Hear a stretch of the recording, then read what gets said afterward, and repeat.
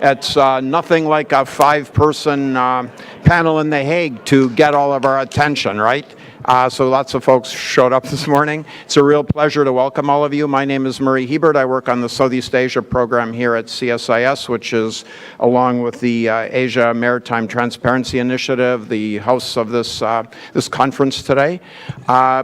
Because we had a big thing happen at 5 o'clock this morning, we asked Greg Poling, who is the director of the Asia Maritime Transparency Initiative and also a fellow on the Southeast Asia team, to come and give a short overview for those of you that didn't get up at 5 o'clock this morning and start reading legal documents. So over to Greg.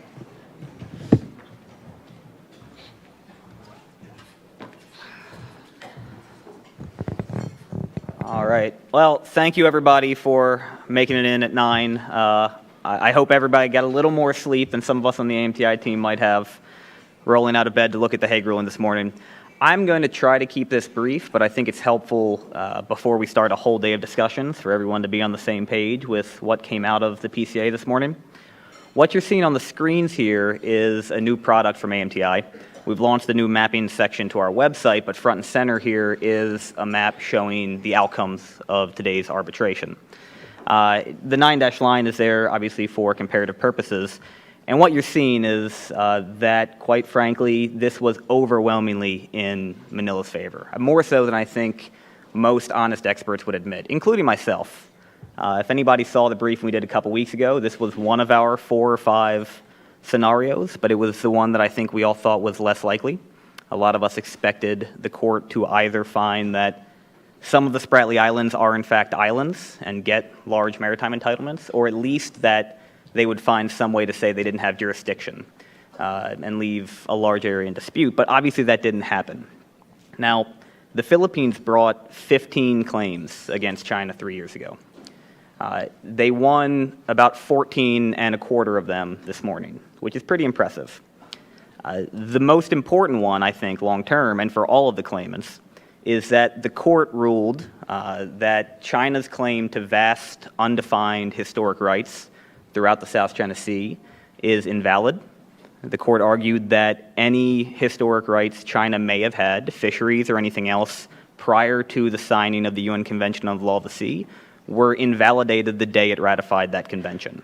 Exclusive economic zones, as created by that convention, are exclusive, and China chose to forfeit any fishing rights in the exclusive economic zones of others the day they ratified. Now, that effectively eliminated the 9-dash line as we know it, because what the court said is that any claims China makes must be based upon maritime entitlements, meaning territorial seas, EEZs, and continental shelves from the land features in the Spratlys, the Paracels, and Scarborough Shoal. They then did what surprised me, which is they chose to rule on every single one of the features that the Philippines asked about, as well as all of the other features in the Spratlys. Somehow we scrolled down, but all right. There we go. The one that's less surprising is to the northeast, Scarborough Shoal there. Anybody who's seen a picture of Scarborough Shoal knows that it's only a rock, 4 to 6 rocks, but barely large enough for a man to stand on, much less live on. There's no surprise that that was declared a rock, declared uninhabitable, and only generates a 12-mile territorial sea. What was somewhat surprising there is the court then ruled that China also had violated Philippine traditional fishing rights by preventing Filipino fishermen from accessing that shoal over the last 4 years. Now, it did not rule on the sovereignty question. Scarborough Shoal remains disputed. Both China and the Philippines have a claim on it as far as the law is concerned. The court merely said that both are entitled to exercise their traditional artisanal fishing there. And tellingly, the court said that had it been the other way, had it been Philippine fishermen preventing Chinese fishermen, or Philippine authorities preventing Chinese fishermen from accessing those fishing grounds, the court would have found that just as objectionable. Now, once we get into the Spratlys, things really, came out better than I think Manila probably hoped. The court ruled not only that all of the features that China occupies, all 7, are at best rocks entitled to a territorial sea. It then went further and said that all of the Spratlys are at best rocks. It specifically mentioned Ituaba, the largest of the features, which is occupied by Taiwan, said that Ituaba is not legally an island, It may be able to sustain human habitation, but it cannot sustain a human community, which is what the court said that Article 121.3 of UNCLOS requires. It also cannot sustain independent economic life of its own, not based on extractive industries, meaning that an island has to be able to produce more than oil and minerals, because by definition you are selling those back to somebody else.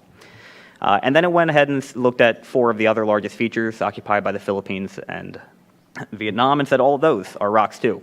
And by simple logic, therefore everything, all 46, I believe it is, of the features that the court asked the Philippines about are rocks at best. So there is no easy or continental shelf overlap anywhere south of the Paracels, according to today's ruling.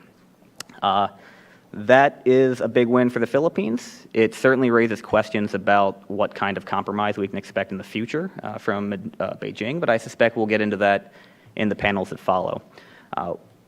As a follow-on to that, the court ruled that a number of features rest upon the Philippine continental shelf. Because there is no continental shelf or EEZ produced by any of the islands, things like Reed Bank off the coast of Palawan, where the Philippines hopes to explore for oil and gas, are indisputably the Philippines.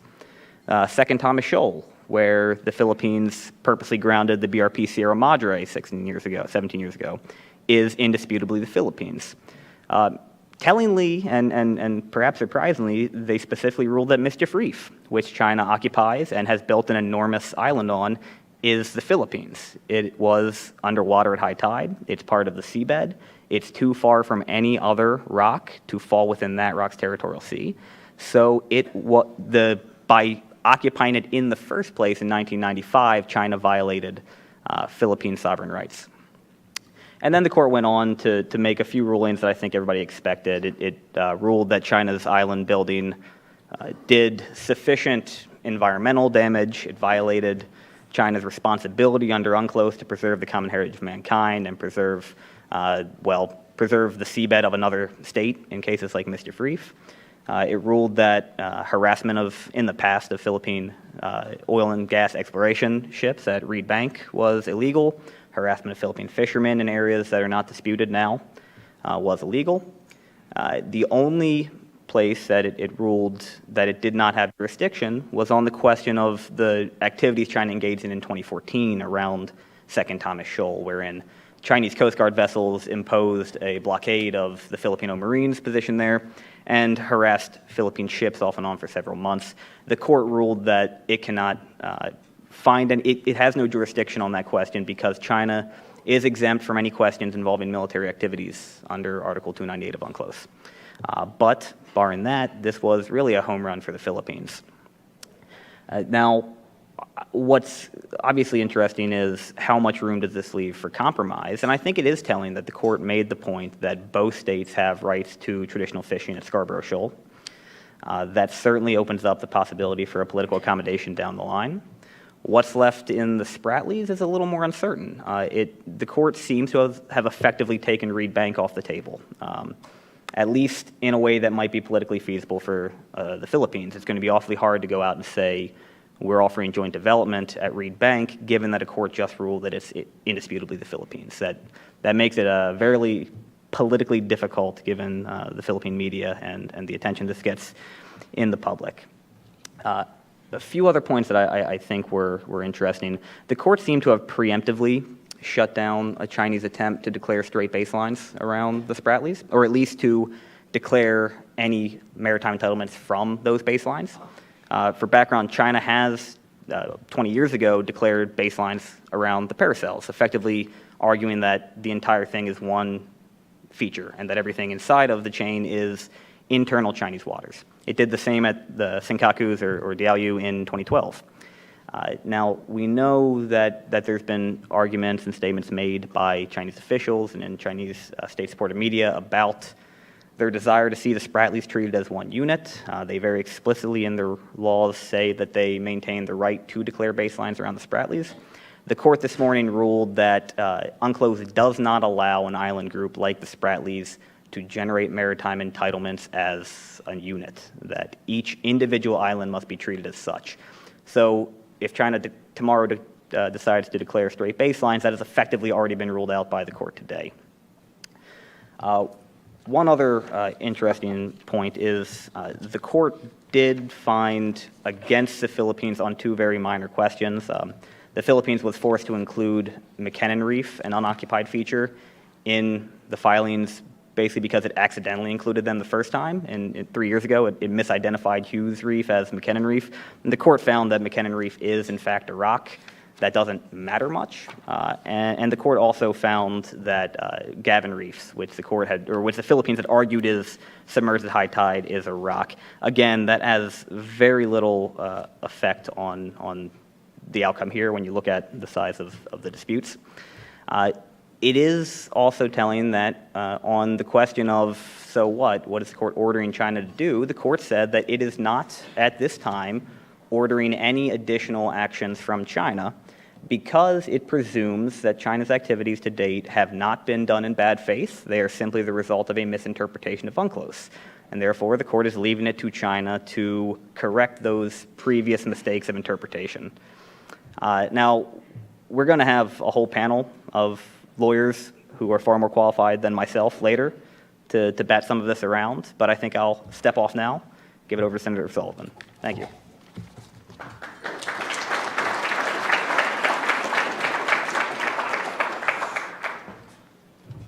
Well, good morning, everybody. Welcome. We're glad to have you here. We've got a few more seats up here in the front for you guys, so if you don't want to sit on benches, get on up here. We do have something like 700 people said they were coming, so get your seat now if you want to do that. My name is John Hamry. I'm the president here, and when we start major events, we always start with a bit of a safety announcement, so I want to let you know Murray Hebert, he's the responsible safety officer for this event, so follow his instructions. If we ask you to do something, nothing's going to happen, but I want you to follow his instructions in case something happens. The exits are right behind me. There are 3 of them. And the stairs down to the street is right behind, really closest to that one. So if the problem is out in front, we're going to go back, and we're going to go meet over at the courtyard of National Geographic. If the problem's in the back, we're going to go out front and go over to St. Matthew's Cathedral and sing a song of praise and thanksgiving we were saved. Okay? So, but just follow our instructions if we have to do anything. That's all I ask you to do. It's my role here today to introduce Senator Dan Sullivan. It's really not someone who needs an introduction, but let me just put a bit of context. It's exceptionally important to have Senator Sullivan with us today to frame these remarks. A couple of years ago, when I was talking with Senator John McCain, chairman of the Armed Services Committee, he said, I'm counting on Dan Sullivan to lead the committee when it comes to Asia. And I thought that's a remarkable tribute from a very senior chairman who looked to one of the more junior members and said, this is going to be the leader for the committee. It's understandable. Senator Sullivan has had lengthy experience in government. He, of course, served as an assistant secretary during the Bush administration, worked in the National Security Council. He was effectively the State Department representative for the strategic and economic dialogue that existed during the time of the Bush administration. He has been intimately involved with the economics and the strategic developments in Asia. And when he went back to Alaska, and he was the commissioner in charge of natural resources, spent considerable amount of time selling Alaska to China. So this is a man who knows China, he knows Asia, he is at the very heart of Congress's thinking about the future for this region and America's role in it. We're very, very fortunate to have Senator Dan Sullivan with us this morning as our kickoff. Senator, please join us. Thank you.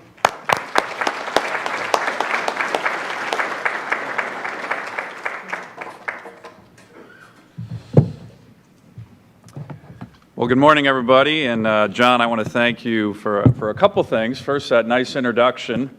Very much appreciate it. You know, what often gets lost in my introduction as a new senator, I'm a freshman. I just got elected a year and a half ago. The Senate has a ranking system that's a little kind of arcane. It's not 100. I still don't even really understand it, to be honest, but you get ranked in terms of seniority. So what I don't normally include in my bio is that you're looking at, in terms of seniority and ranking in the U.S. Senate, you're looking at number 100 out of 100. No kidding. So I was asked once when I got elected and they came out with the rankings, hey, how does it feel to be number 100 out of 100. And I said, well, beats the heck out of being 101 out of 100. So anyways, but I appreciate the introduction. And what I really want to thank John and Greg, Murray, everybody at CSIS is just what a service you provide to the country, to the world, certainly to the Senate. I've seen this time and time again with your expertise. These conferences, not only do you have expertise, you have impeccable timing. John, I don't know where you went, but how you kind of somehow managed the timing of this conference with the ruling within the last couple hours is amazing.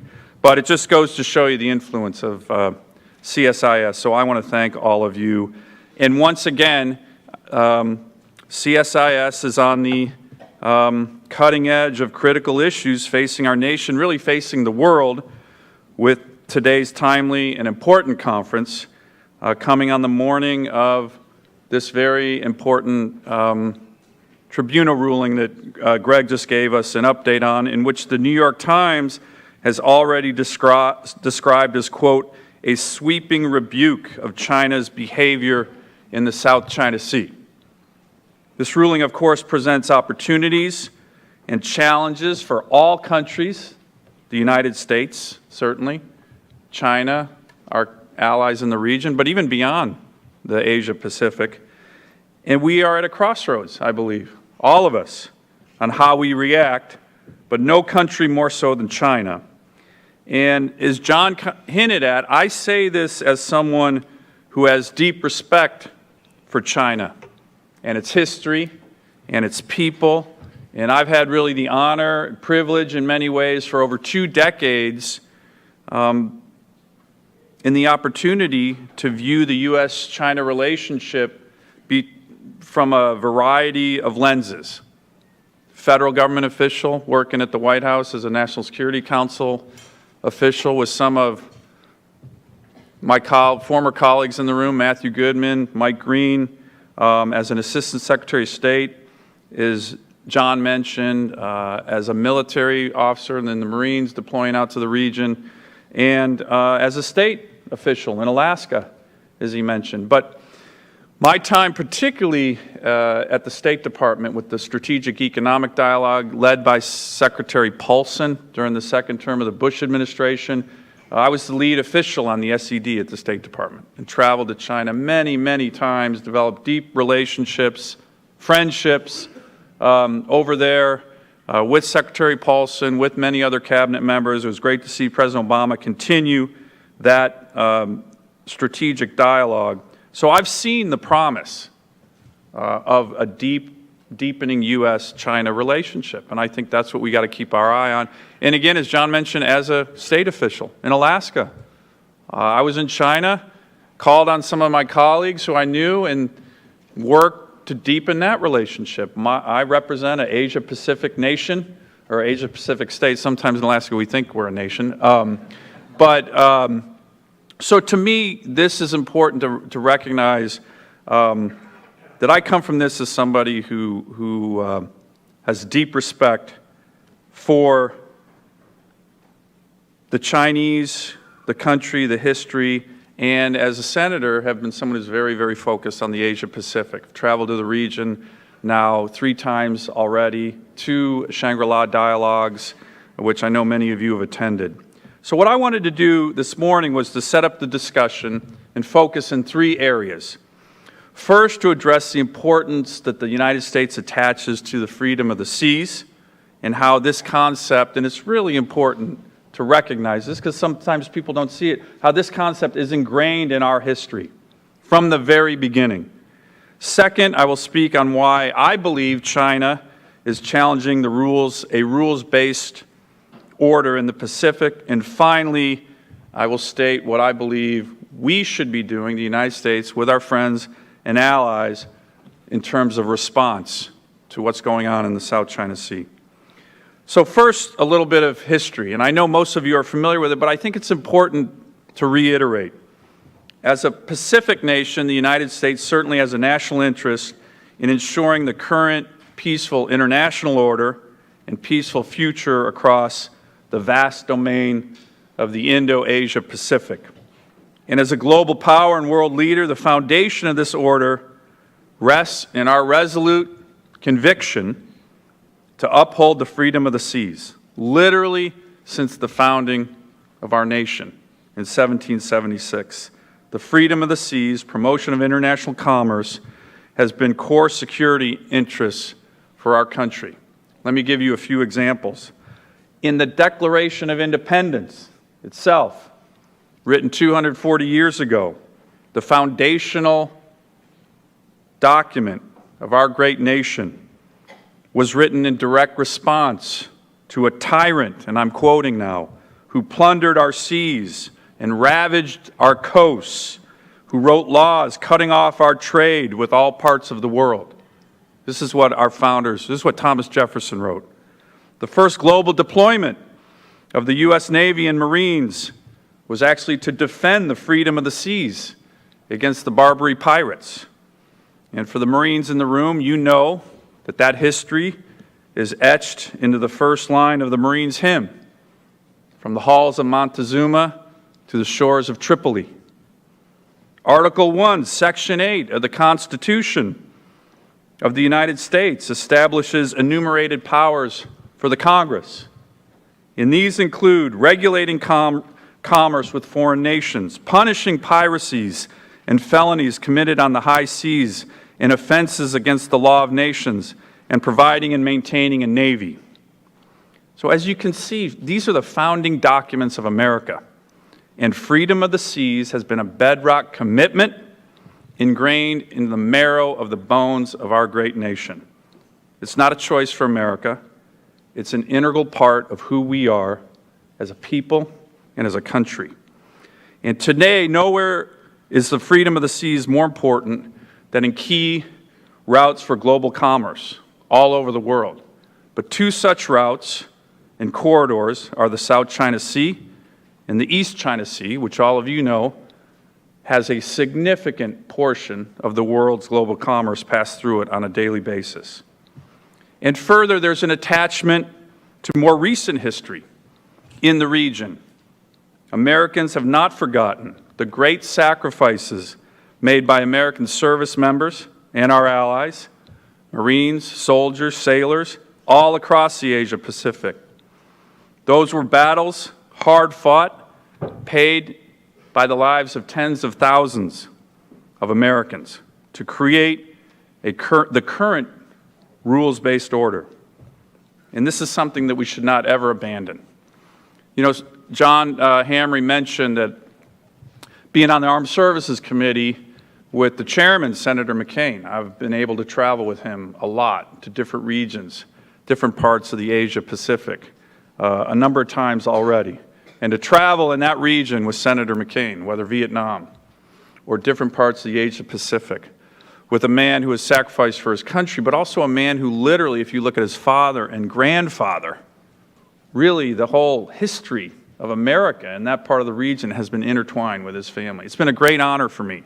And when I was in Singapore with him at the Shangri-La Dialogue, he recently stated in his speech, which I commend to all of you, 70 years ago, out of the ashes of World War, America and our allies and partners built a rules-based international order, one based on the principles of good governance, the rule of law, free peoples and free markets, open seas and open skies, and the conviction that wars of aggression should be relegated to the bloody past. Fundamentally, I believe that the best way to avoid conflict is to be strong. As President Reagan once stated, we maintain the peace through our strength. Weakness only invites aggression. And I would add, inconsistency also invites aggression. So ensuring that the freedom of navigation is maintained through peace and strength is a key goal for the United States. Now, some here may have known that I have a personal experience with this issue. I was a young Marine infantry officer on a ship in 1996 during what's now been referred to as the Third Taiwan Strait Crisis. And that's when President Clinton sent 2 carrier battle groups to the region to once again show American commitment and resolve when the Chinese were shooting missiles over Taiwan during their first presidential election. Well, I was on a ship that actually got the orders, an amphibious helicopter assault ship with about 1,000 Marines on it, to actually run the Taiwan Strait during that time, to really show American commitment. And that was something that stayed with me for a long time, because now we do that on a regular basis with our allies. And I think that's one of the lessons we need to look at as we look forward. So why do you think, and there are many, many experts here, we have the situation that we do in the South China Sea? Over 10 years ago, a good friend of mine and mentor, who I know many of you know, Bob Zoellick, former Deputy Secretary of State, head of the World Bank, talked about our hope with regard to U.S.-China relations, that China, as it rose, would lead to become a, quote, responsible stakeholder. And I know most of you, maybe all of you, have read that speech, a brilliant speech in my view. Regrettably, in recent years, there have been signs that China has chosen to employ a policy, particularly in the region, of intimidation and coercion towards its neighbors in the South China Sea and East China Sea and elsewhere, and is increasingly rejecting the idea of becoming a responsible stakeholder. A glaring example of this reclamation is the Fiery Cross Reef in the South China Sea. It's up on the screen. Since August of 2014, when reclamation began, China has reclaimed over 500 football fields of land on Fiery Cross Reef. Total reclaimed land by China across all features totals over 40 times that of all other claimants. To these features, China has added military-sized runways large enough for all PRC military aircraft, port facilities capable of docking military ships, possible high-frequency radar installation, and other associated military facilities. A few months ago, some press reports stated that a huge flotilla of barges filled with reclamation equipment was on its way to another disputed territory, the Scarborough Shoal. During a Senate Armed Services Committee hearing recently with Secretary of Defense Ash Carter, I put up this graphic and pressed him on the importance of the shoal to forming a strategic triangle for China in terms of aircraft reach and radar reach in the South China Sea. Now, today we've had 2 carrier strike groups, the USS Stennis and the USS Reagan, operating in and around the Philippine Sea. And as far as I'm aware, no Chinese reclamation has occurred at Scarborough. And I would like to commend particularly Admiral Harris and Secretary Carter for their recent persistence and perseverance in doing what we can do to maintain freedom of navigation, freedom of the seas in this important area. They deserve the full support of the White House. So what is China's end goal? Well, I think you all know sometimes it's difficult to discern. No country has benefited more from the rules-based order of open seas and the free flow of goods than China in the past several decades. In a single generation, because of this rules-based order, China has become an economic superpower. And President Xi, when he was in Washington in September, told the President he was not going to militarize the South China Sea. But as you can see from these slides, China's actions on the ground tell a very different story.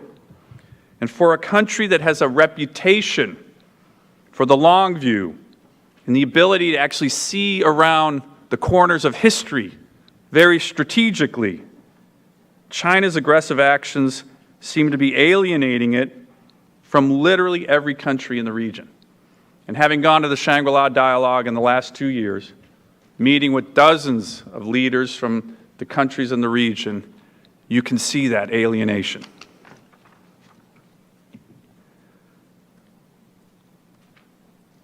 China's dismissive rhetoric in reaction to today's tribunal will only further isolate it. As Secretary Carter said at this year's Shangri-La Dialogue, China risks erecting a great wall of self-isolation. So what is the end goal? What is their end goal? If these strategic interests don't seem to be served, well, we have a lot of experts in the room, and I know that you're going to be talking about it today. Some argue, of course, that because of China's current economic situation, President Xi Jinping is under pressure to demonstrate his nationalist credentials at home. Others say that China is simply reacting to moves that other claimants have made in the region.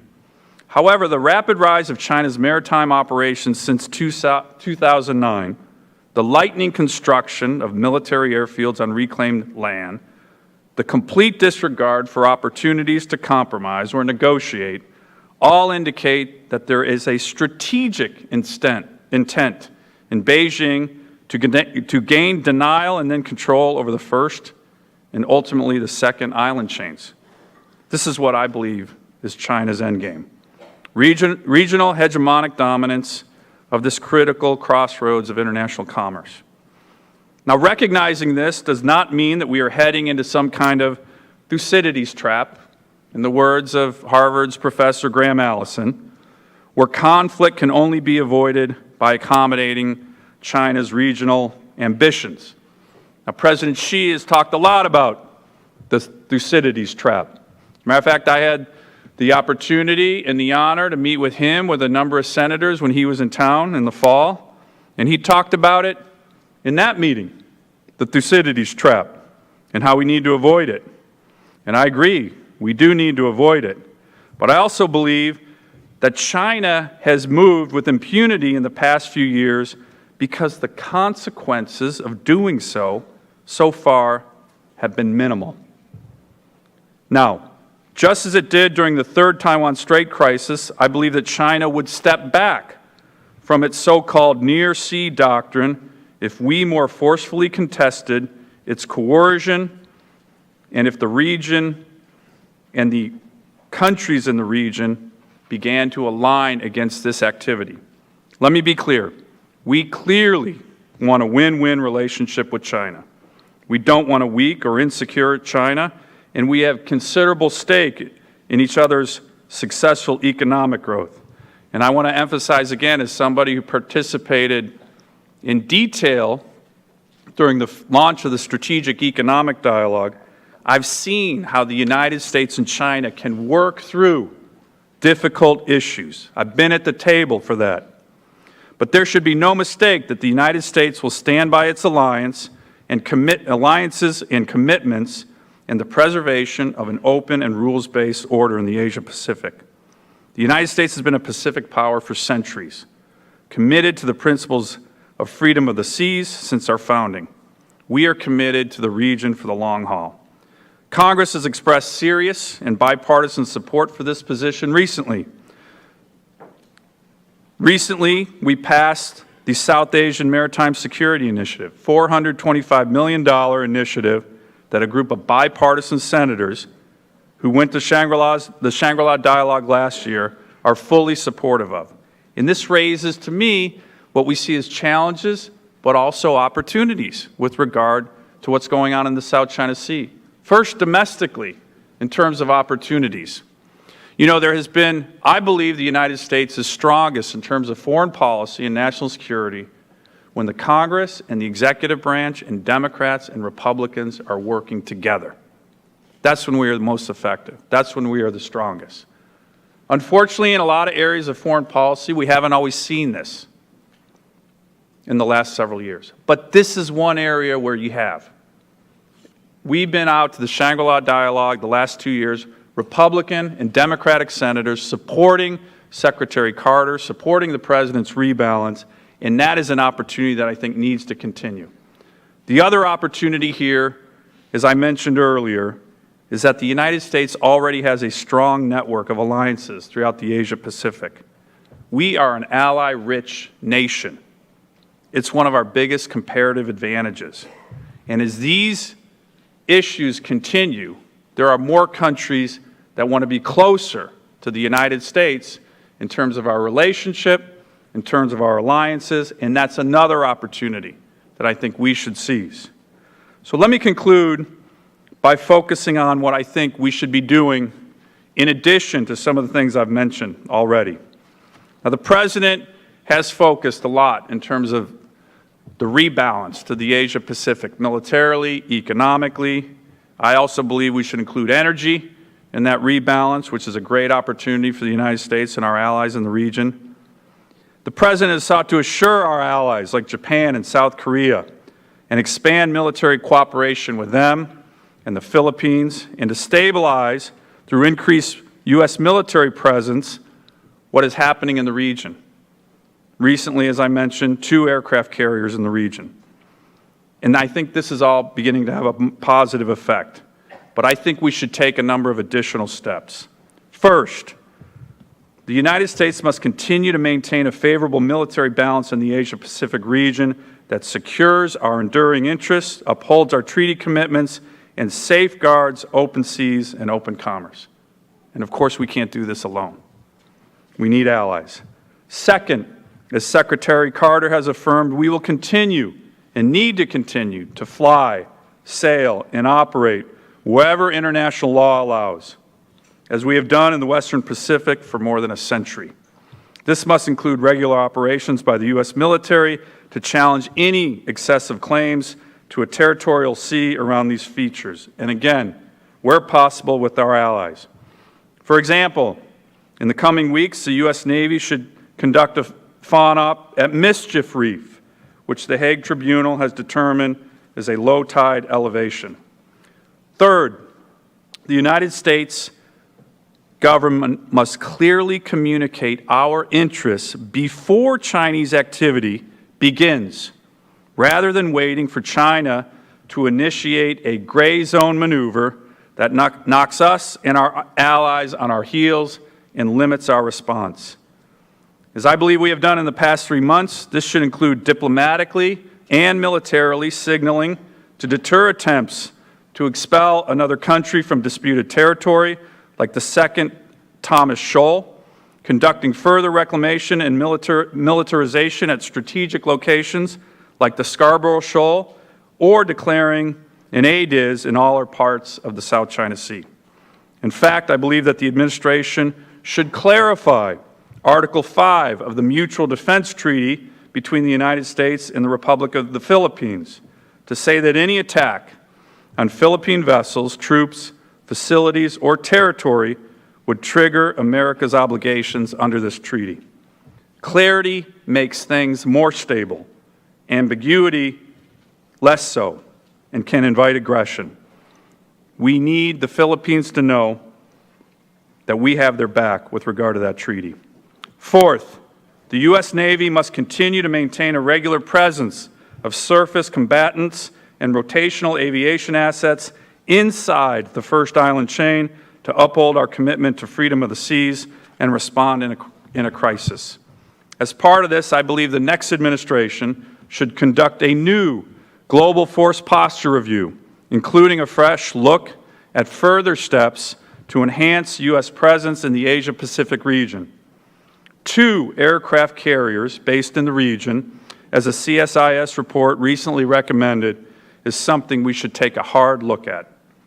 Fifth, as noted already, we must strengthen our alliances and develop new partnerships with countries that are very, very willing to do so, like India and Vietnam and Malaysia and Indonesia. At the same time, we need to deepen our engagement with China. This is very important. We should not let its actions become a self-isolating destiny.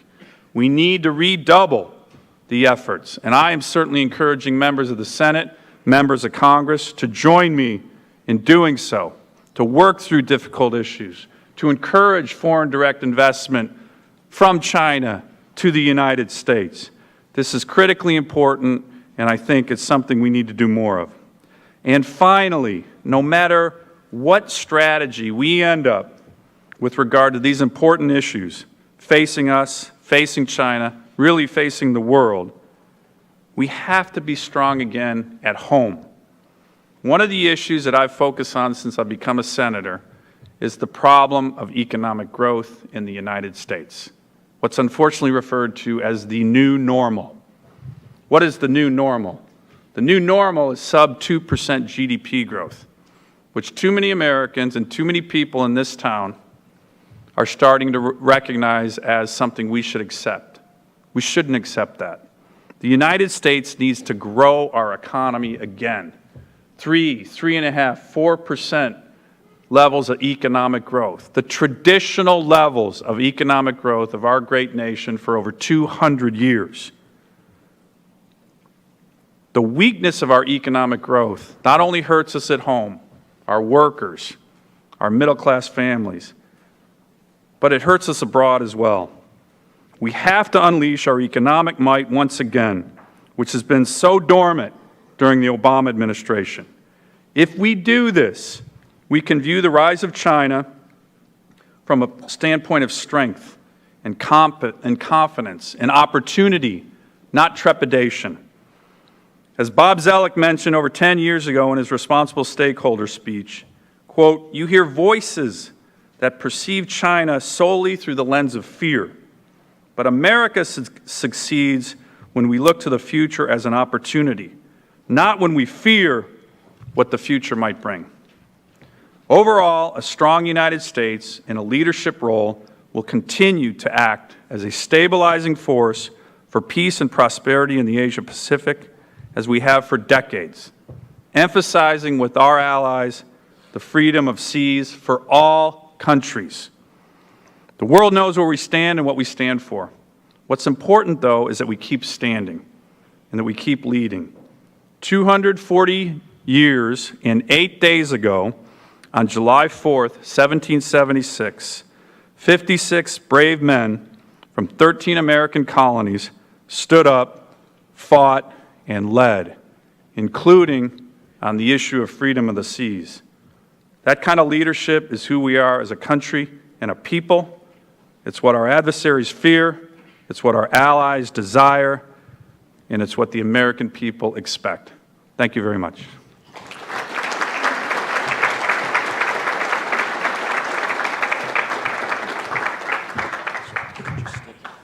So, thank you very much, Senator Sullivan, for that thought-provoking kickoff to our conference. Senator Sullivan has kindly agreed to take a few questions, so raise your hands and wait for a microphone. I think they're all over the place, right? And so identify yourself, try to ask a question, not make a speech, and over to you. Here.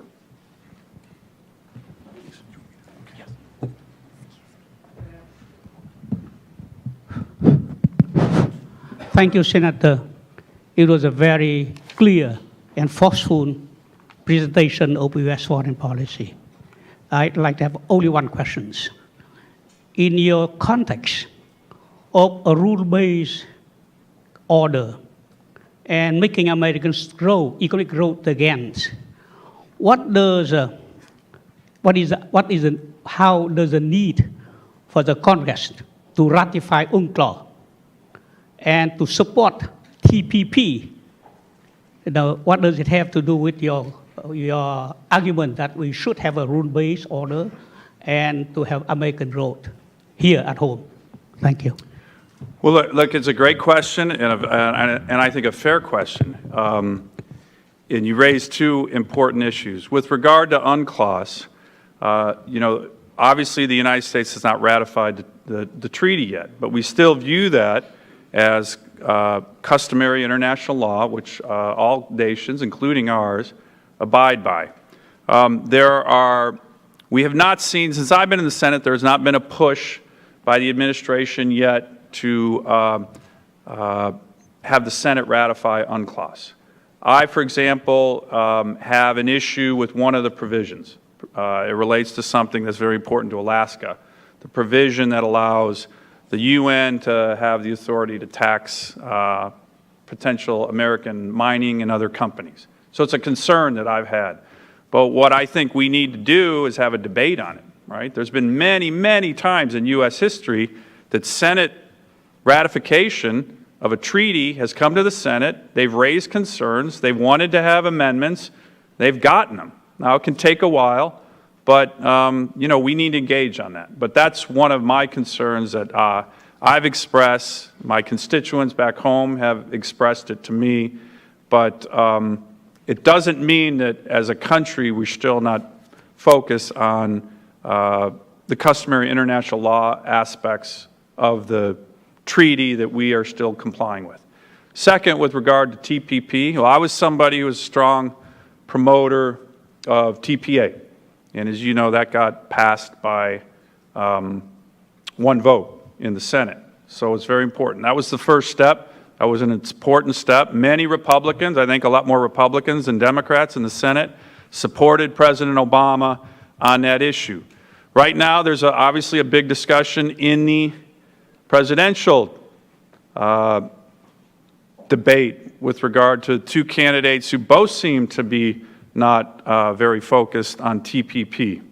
My team and I, we're digging into that. There's a lot of provisions. It's 2,000 pages. I don't vote on things or advocate for them until I fully understand them. But there is a very important strategic rationale, as you mentioned, for that agreement. Again, whether or not it needs to be amended. There are some concerns that even pro-trade Republicans have with regard to some of the contents of that. But you're going to see, and I think you saw when a lot of us went out to the Shangri-La dialogue, a still focus on the importance of making sure we engage economically in the region. It's critical. And as I've said, the President's rebalance has been about the military, trade, but there's another great opportunity, energy. Energy, it's another area where we can be supporting our allies. The U.S. is now the world's energy superpower once again. And we should be supporting our allies through exports of energy, deepening cooperation, and these are all the different tools and engagement we need in this critical region of the country. Sir? Sidney Freeberg, Breaking Defense. Oh, there we go. Thank you. Sidney Freeberg, Breaking Defense.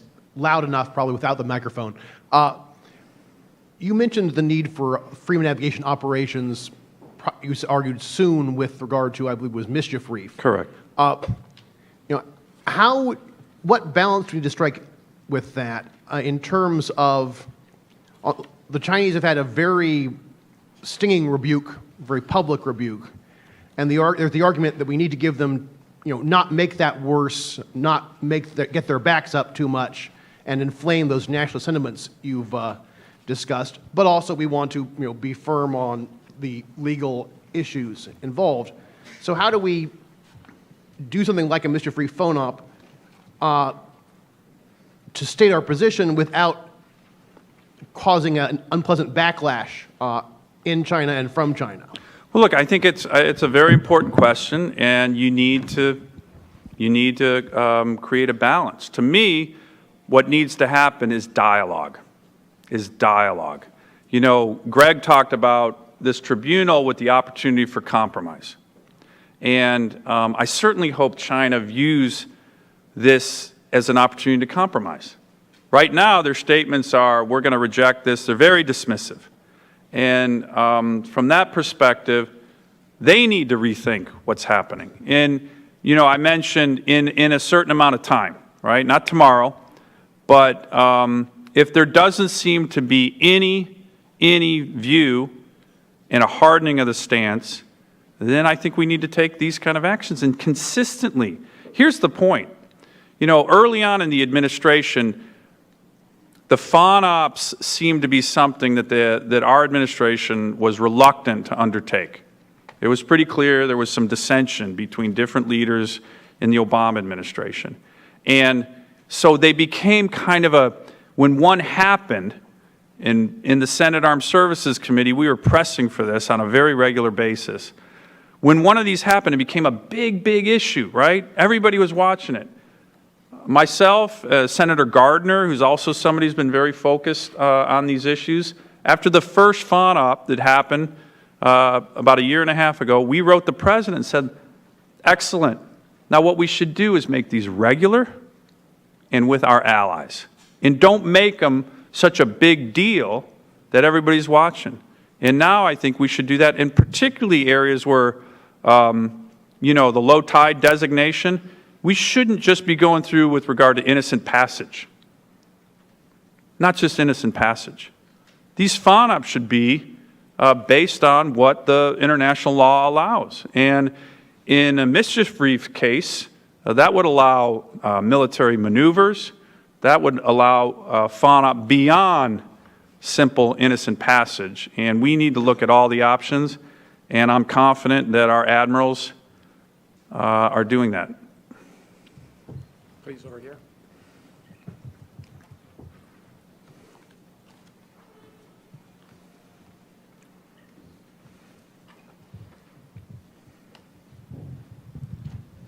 Thank you. I'm Chung Nguyen from BOA. In the joint statement with Senator McCain on the South China Sea Arbitration Award, you said, I quote, "In the future, we encourage other South China Sea claimants, including Vietnam, to seek similar solution of maritime dispute through arbitration." Why, please? Why? Please. Because we think that's the way to peacefully resolve these challenges in the region.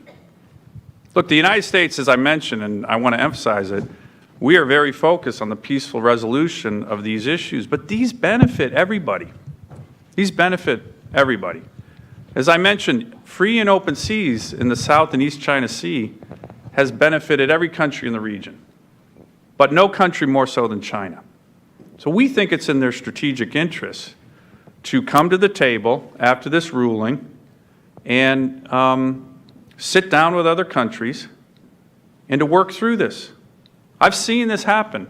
The United States do this with China through the strategic economic dialogue. We can do this, but if there's a dismissive attitude that we're not going to pay any attention, we're not going to talk to anybody, our 9-line claims still exist, then I think other countries are going to challenge what happened. And as you mentioned in the statement, at a certain point, we think that that would be useful, again, through the peaceful resolution of the challenges and the different claims we have in the region. Over here. Bill Jones, Executive Intelligence Review. Senator, after hearing your comments, I'm really happy that you're number 100 and not number 1. Although I'm sure your comments... Is that an insult or a compliment? Although I'm sure your comments represent a large section of opinion in the U.S. Senate. I would like to just mention a comment on some of the history that you said, and very eloquently, of U.S. history. And I say that my great-great-grandfather was killed in the American Revolution, and so I've always held that very high. However, we revolted against a system in which the British Empire controlled the seas, controlled everything.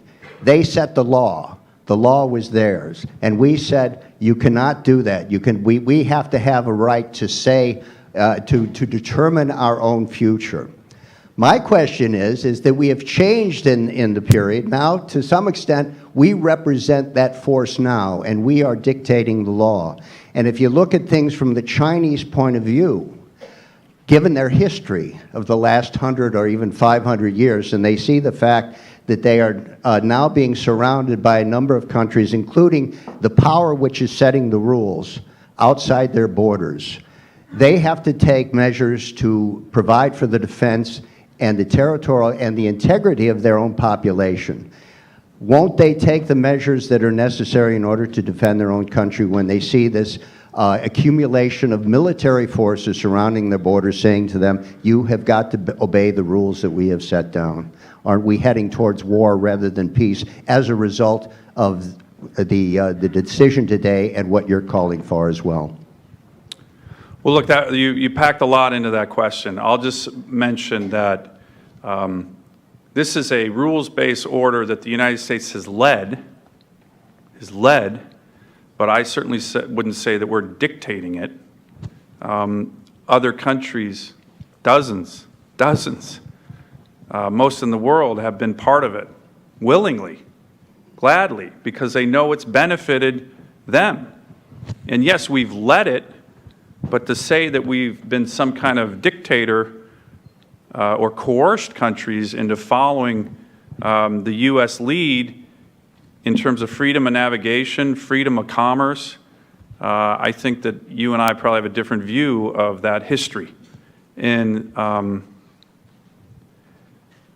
again, when you look at the region, one of the reasons why I think, and I've seen, and so many of others have seen, that so many countries in the region are now starting to more closely align with the United States is because they trust us for not being a power that is coercive in terms of these issues.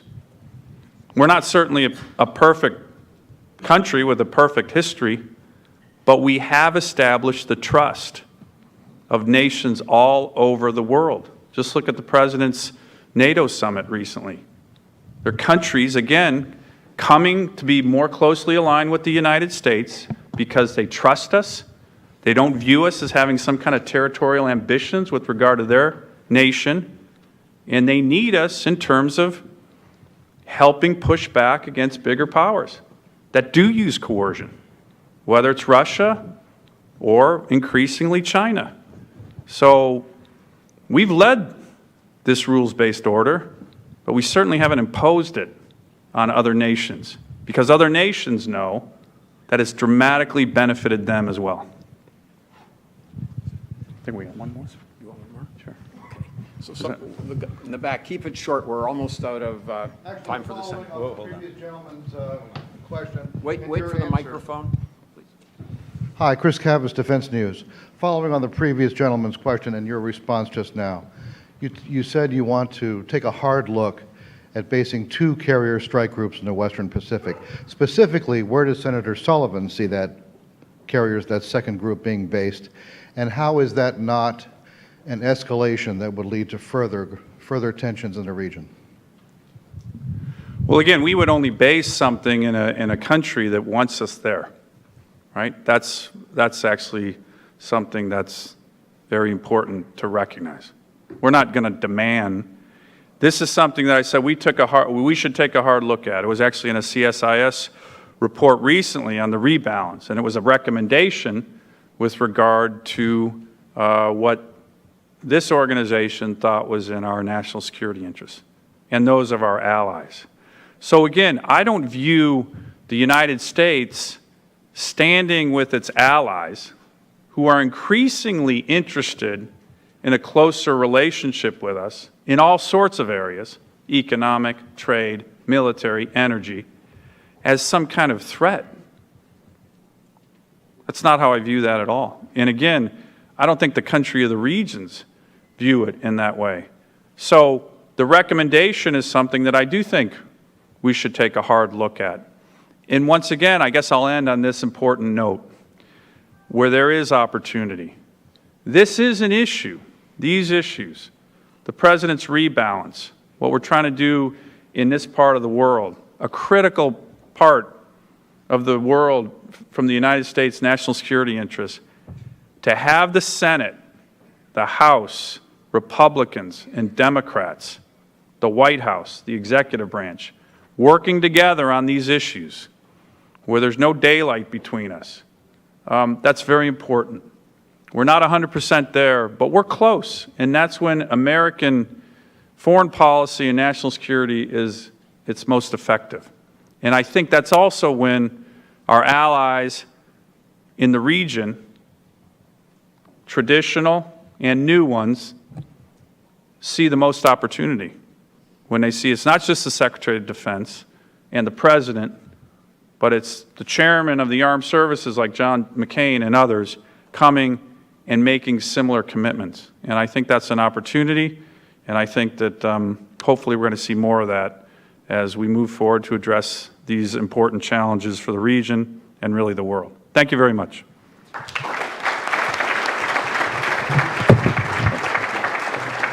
Senator Sullivan, thank you very much for a stimulating kickoff to our conference. Thank you. Thanks, Mayor.